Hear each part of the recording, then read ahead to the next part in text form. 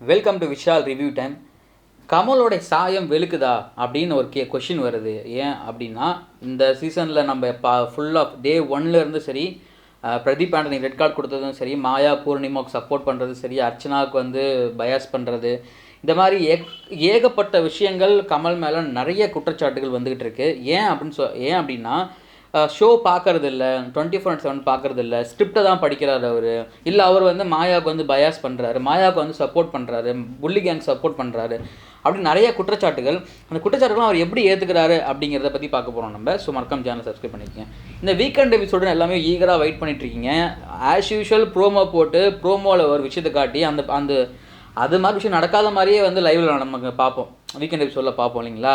என்னென்னா அந்த 2 வார்த்தைகள் 3 வார்த்தைகள் மட்டும் எடுத்து கட் பண்ணி அதுக்கு வந்து ஜூம் போட்டு அதுக்கு ஒரு பேக்ரவுண்ட் மியூசிக்லாம் கொடுத்து ஆஹா பெரிய பயங்கரமாக இருக்க போதா இருக்கு இன்றைக்கி அப்படின்னு நினச்சி நம்ம போய் டிவி முன்னாடி உட்காந்தோம் அப்படின்னா புஷ் அப்படின்னு போயிடும். ஏன்னா அந்தளவுக்கு தான் கமல் அவர்களுடைய ஸ்பீச் அந்தளவு தான் இருக்கும். ஏன்னா வந்து ஒரு புரிதலாகவும் இருக்காது, ஒரு தெளிவாகவும் இருக்காது, என்ன சொல்ல வராருன்னு தெரியாது, யாரை பற்றி சொல்ல வராருன்னு தெரியாது. ஸோ அதே மாதிரி தான் போன வாரம் மணியை டார்கெட் பண்ணார். ட்ரூ கலர் கம்ஸ் அவுட்னு சொல்லிங்களா, அப்படின்னா என்ன, அவங்க வந்து நீங்கள் பிராண்டிங் பண்ணுறீங்களா அப்படின்னு கேட்டார். பட் அதே கமல்ஹாசன் தான் வந்து இந்த வாரம் ப்ரோமோக்களில் வந்து சாயம் வெளுக்குது அப்படின்னு சொல்கிறாரு. எனக்கு புரியல. இங்கிலீஷில் சொன்னால் ட்ரூ கலர்ஸ் கம்ஸ் அவுட்டு, தமிழில் சொன்னால் சாயம் வெளுக்குது. அதுக்கு என்ன சார் சம்மந்தம் இருக்குது? இப்போ நீங்கள் யாரோ ஒருத்தவங்க பிராண்டிங் பண்ணுற மாதிரி தான் இருக்குது. அப்போ இந்த வார்த்தையை நீங்களே யூஸ் பண்ணும்பொழுது மற்றவங்க யூஸ் பண்ண மாட்டாங்களா? அப்படி மணியை அவர் வந்து ட்ரூ கலர்ஸ் கம் டவுன் சொல்லி, பட் இவர் இன்றைக்கி அந்த வார்த்தையை பேசும்பொழுது என்னடா அவர் யாரா அவர் அப்படிங்கிற மாதிரி பேசிகிட்டு இருக்காங்க. எல்லாமே ஒரு ஒரு ஒரு ஒரு பெரிய நடிகர், ஒரு பெரிய மனிதர், அவர் நிறைய கலைகள் தெரிஞ்சவர், நிறைய பகுத்தறிவு உள்ளவர், நிறைய புக்ஸ் படிப்பார், எல்லாத்துக்குமே வந்து ஒரு அறிவுரை சொல்லக்கூடியவர். ஆனால் ஒரு பிக் பாஸ்ங்கிற ஷோ வந்து ஹோஸ்ட் பண்ண வந்ததுக்கப்புறம் அவருடைய ஆக்டிவிட்டீஸில் நிறைய மாற்றங்கள் தெரியுது. உண்மையான கமல்ஹாசன் யாருன்னு வெளியே தெரிய ஆரம்பிக்குது அப்படின்னு ஒரு கேள்வி இங்கே எழுது. என்னென்னா அவர் பேசும்பொழுதும் சரி, அவர் வந்து ஒருத்தவங்களை குற்றச்சாட்டு சொல்லும்போதும் சரி, ஒருத்தவங்களை பாராட்டும் போதும் சரி, ஒரு தெளிவில்லாமலும் ஒரு புரிதல் இல்லாமல் தான் பண்ணுறாரு. இதே போன வாரம் பார்த்தீங்கன்னா அப்படியே அகெயின்ஸ்டாக இருந்துச்சு. மாயா பூர்ணிமாவுக்கு வந்து சப்போர்ட் பண்ணியிருந்தார். இந்த வாரம் அவர் பேசுறது எல்லாமே பூர்ணிமாவுக்கு வந்து ஆப்போசிட்டாக பேசுகிறாரு. என்ன அப்படின்னா, நீங்கள் ஷோ கண்டினியூஸாக பார்த்தீங்கன்னா இந்த வீட்டில் யார் அதிக தப்பு பண்ணுறாங்க நல்லாவே தெரியும் உங்களுக்கு. கண்டிப்பாக மாயா வந்து பண்ணுறது எல்லாமே மிகப்பெரிய கிரிஞ்சி ஒரு பெரிய ஃபால்ஸ். என்னென்னா ஒரு என்டர்டைன்மெண்ட் ஷோ ஒன்று வைக்கிறாங்கன்னா அந்த என்டர்டைன்மெண்ட் ஷோவை என்டர்டைன்மெண்ட்டாக கொண்டு போகணும். அங்கே போய் கிரிஞ்சு பண்ணிக்கிட்டு ஒரு காமெடியே வர இடத்துல வந்து மற்றவங்களை வந்து ஒரு மாதிரி மேனுப்புலேட் பண்ணிக்கிட்டு இதெல்லாம் வந்து காமெடி கிடையாது, இதெல்லாம் வந்து அவங்க பெர்ஃபார்ம் பண்ணுறது கிடையாது அப்படின்னு மற்றவங்க குறை சொல்லிக்கிட்டு ஒரு மாதிரி கேம் ஆடுறாங்களே. நான் வந்து வெளியில் வந்து நீங்கள் எவ்வளோ பெரிய ஆளாக வேணால் இருக்கலாம், வெளியில் வந்து நான் நிறைய பேர்த்த வந்து சிரிக்க வைக்கிறேன், நான் அவங்களுக்காக தான் உள்ளே விட வந்திருக்கேன்னா, உள்ளே நீங்கள் வந்ததுக்கப்புறம் 3 கோடி மக்கள் பார்க்குறாங்க, நீங்கள் தானே சொல்கிறீங்க 3 கோடி மக்கள் பார்க்குறாங்க, யாருக்கு அதில் பூ வைக்கிறீங்க அப்படின்னு கேள்விலாம் கேட்குறீங்களே. இப்போ இந்த 75 நாளாக நீங்கள் யாருக்கு அதில் பூ வச்சிங்க? இல்லை உங்கள் காதில் நீங்களே வச்சுட்டு இருந்தீங்களா அப்படின்னு உங்களுக்கு தெரியுமா? இல்லை தெரியாமல் பண்ணுறீங்களா? இல்லை தெரிஞ்சுக்கிறதுக்காக பண்ணுறீங்களா அப்படின்னு எங்களுக்கு புரியல. எங்களை பொறுத்த வரைக்கும் அந்த 3 கோடி மக்கள் பார்க்குறாங்கன்னு சொன்னீங்கல்ல, அந்த 3 கோடி மக்கள் காதலையும் நீங்கள் தான் பூ வச்சு அழகாக சூப்பராக கொண்டு போகிறீங்க.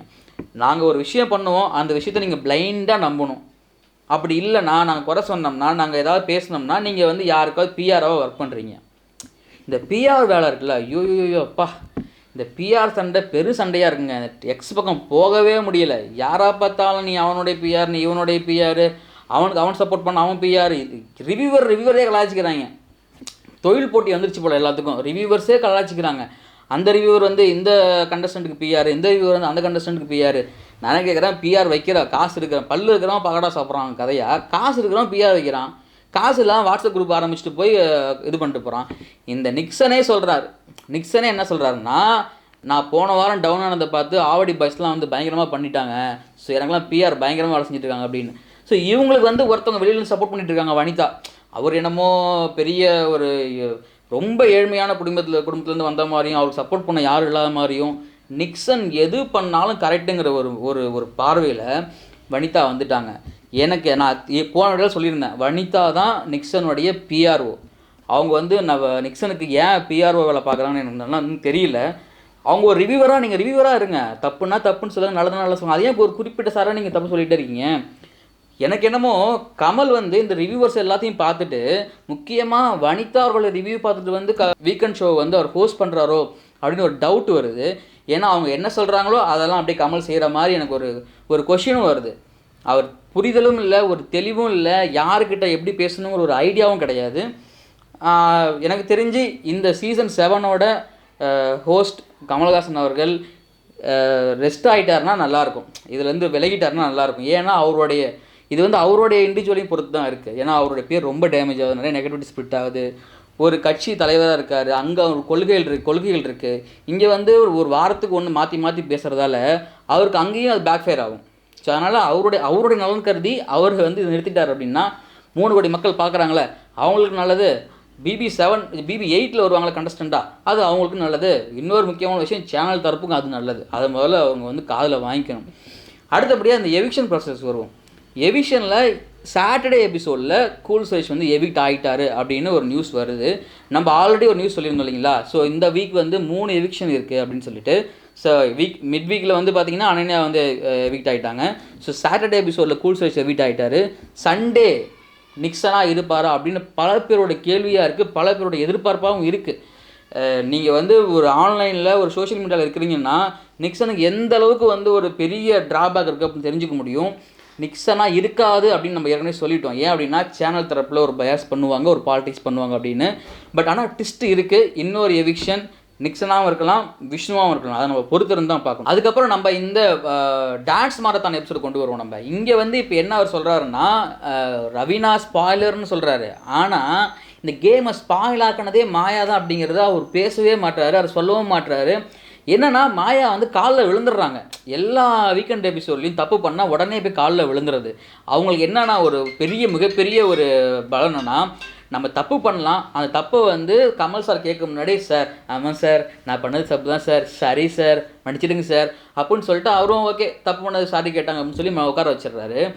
அதுக்கான விளைவுகள் வந்து எப்போ நடக்குதுன்னா வீக் டேஸில் நடக்குது. போன வாரம் வந்து யாருமே மாயாவை நாமினேட் பண்ணல, அதுக்கு முன்னாடி வாரம் நாமினேட் பண்ணல. மாயாவை யாருமே நாமினேட் பண்ண மாட்டுறாங்க.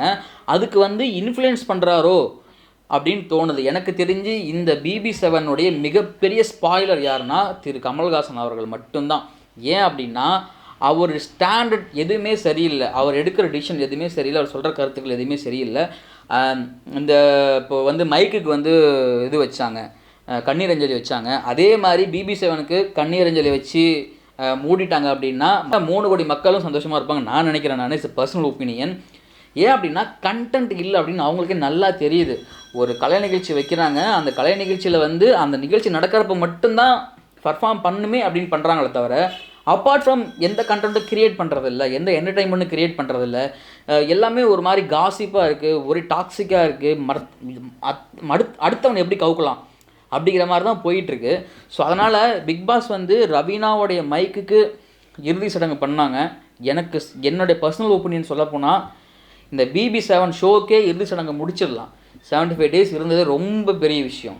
இது வரைக்குமே கண்டென்ட் இல்லை, இதுக்கப்புறமும் கண்டிப்பாக கண்டென்ட் இருக்காது. நீங்கள் மாயா மாதிரி ஒரு ஆள்லாம் உள்ளே வச்சுக்கிட்டு கண்டென்ட் வேணும்னா கண்டிப்பாக கிடைக்கவே கிடைக்காது. பர்ஃபார்ம் பண்ணவும் மாட்டாங்க, பர்ஃபார்ம் பண்ணுறவங்கள விடவும் மாட்டாங்க. அதுக்கு வந்து வீக்கெண்டில் வந்து ஹோஸ்ட் அவர்கள் வந்து தூக்குவார் சொம்பு. ஸோ அதெல்லாம் வந்து நீங்கள் பார்த்துருக்கீங்க, உங்களுக்கு புரியும் அப்படின்னா உங்கள் கருத்துக்களை தயவுசெய்து கமெண்ட்டில் சொல்லுங்கள்.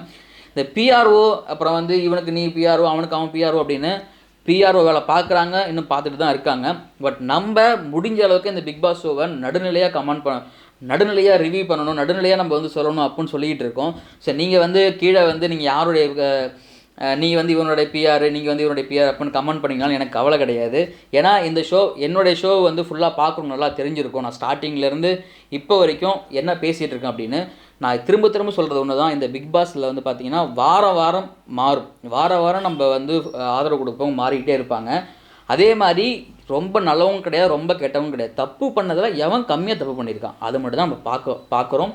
ஸோ கண்டிப்பாக எனக்கு தெரிஞ்சு இந்த 25 டேஸ் 30 டேஸ் வந்து கண்டென்ட் இல்லாமல் இருக்குமா, இல்லை இவங்க கண்டென்ட் கிரியேட் பண்ணுவாங்களா, இல்லை கமல் என்ன பண்ண போகிறாரு அப்படின்னு பொறுத்திருந்து பார்ப்போம். ஸோ மறக்காமல் சேனலை சப்ஸ்கிரைப் பண்ணிக்கங்க. நான் உங்கள் விஷால். நன்றி, வணக்கம்.